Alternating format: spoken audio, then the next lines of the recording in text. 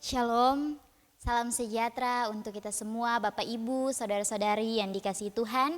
Hari ini kita bersyukur dan berterima kasih kepada Tuhan karena program Sapaan Kasih dari Jemaat GKPB Jemaat Kristus Kasih kita dapat laksanakan. Bapak Ibu, saudara-saudari yang dikasihi Tuhan, di saat ini kita akan sama-sama membaca firman Tuhan, bahkan merenungkannya untuk menjadi kekuatan untuk kita menjalani kehidupan kita dari hari lepas hari. Sebelum kita membaca firman Tuhan, bahkan merenungkan bersama, mari kita minta tuntunan Tuhan lewat doa, kita berdoa. Kami bersyukur dan berterima kasih Tuhan untuk kekuatan kesehatan yang masih Engkau anugerahkan untuk kami semua, sehingga kami semua bisa ada sampai saat ini.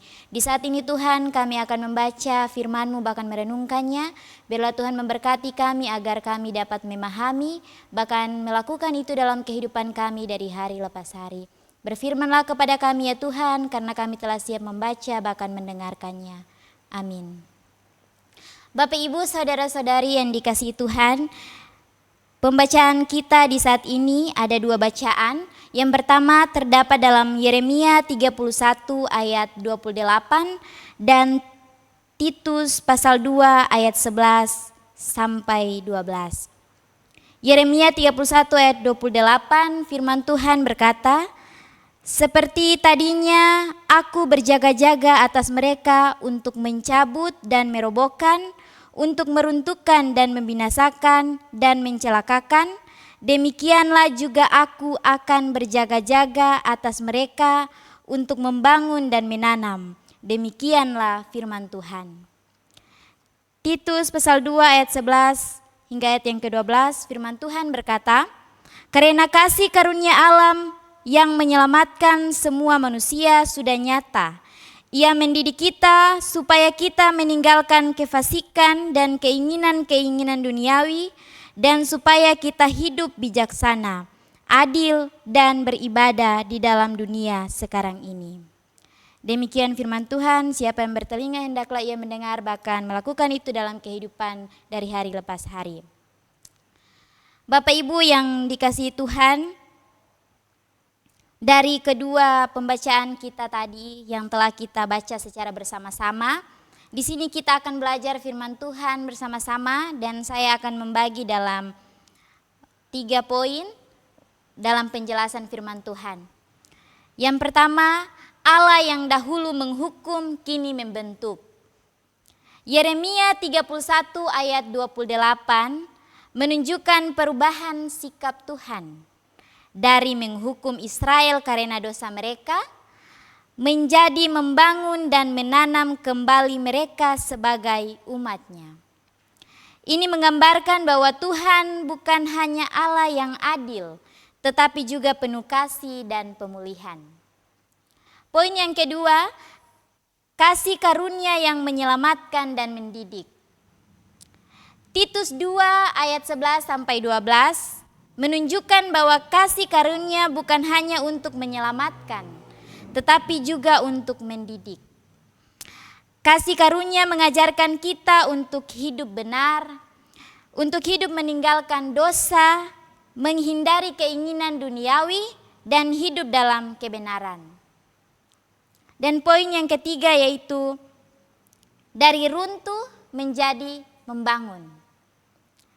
Bapak Ibu saudara-saudari yang dikasihi Tuhan, dua ayat ini saling melengkapi. Yeremia menunjukkan bahwa Allah membangun kembali, dan Titus menjelaskan proses pembangunan itu melalui kasih karunia. Bapak Ibu saudara-saudari yang dikasihi Tuhan, mungkin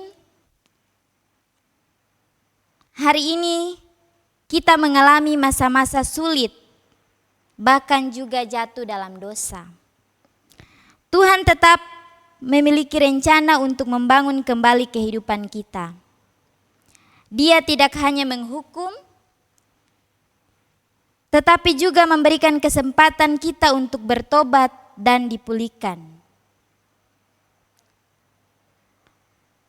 Tuhan tidak berhenti di penghukuman saja, Tetapi Tuhan berjanji membangun dan menanam kembali. Melalui kasih karunia-Nya kita bisa hidup bijaksana, adil, dan beribadah. Untuk itu Bapak Ibu Saudara-saudari yang dikasihi Tuhan, jangan takut akan masa lalu. Jangan takut akan masa sulit. Tuhan sanggup membangun kembali hidup kita. Terimalah kasih karunia bukan hanya sebagai pengampunan, tetapi juga sebagai pelatihan untuk kita hidup benar. Izinkan Tuhan untuk menanam kebenaran dalam hidup kita agar hidup kita menghasilkan buah. Amin. Kita mengaminkan firman Tuhan. Kita angkat pujian dari PBA 118, hidupmu berharga bagi Allah.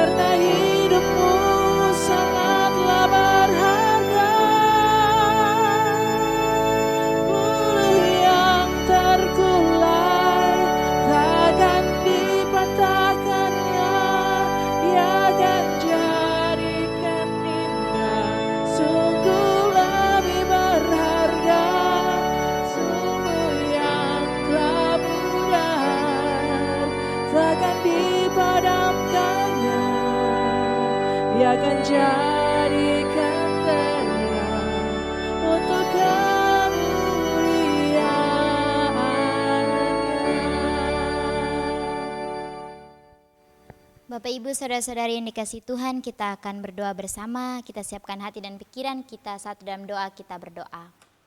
Kami bersyukur dan berterima kasih Tuhan karena Engkau begitu baik dalam kehidupan kami. Terima kasih untuk kekuatan, kesehatan, nafas hidup yang masih Engkau anugerahkan untuk kami semua.